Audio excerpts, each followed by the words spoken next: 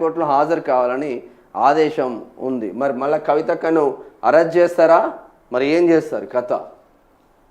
Arrest చేసే chance ఏమైనా ఉందా? అర్థం కాని పరిస్థితి మాత్రం ఉందా అని చెప్పుకోవచ్చు. ఏమి ఇచ్చిళ్ళు నోటీసులల్లా?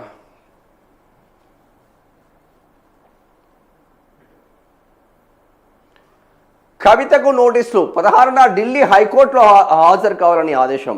ఢిల్లీ లిక్కర్ స్కామ్ కేసులో కీలక పరిణామం చోటు చేసుకుంది. తెలంగాణ జాగృతి అధ్యక్షురాలు కవితను మరోసారి విచారణకు రావాల్సిందిగా సిబిఐ అధికారులు నోటీసులు అందించారు.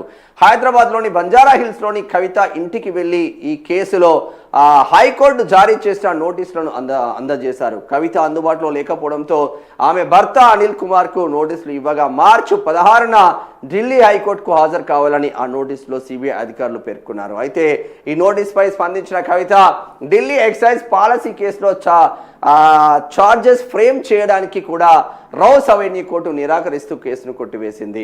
ఇన్వెస్టిగేషన్ ఆఫీసర్ను సైతం ఎంక్వైరీ చేయాలని రౌస్ అవెన్యూ కోర్టు కామెంట్ చేసింది. ఈ తీర్పుపై సిబిఐ ఢిల్లీ హైకోర్టును ఆశ్రయించింది. ఈ కేసు విచారణ ఈ నెల 16న ఉన్నదన్న విషయాన్ని సిబిఐ అధికారులు స్వయంగా తెలియజేశారు.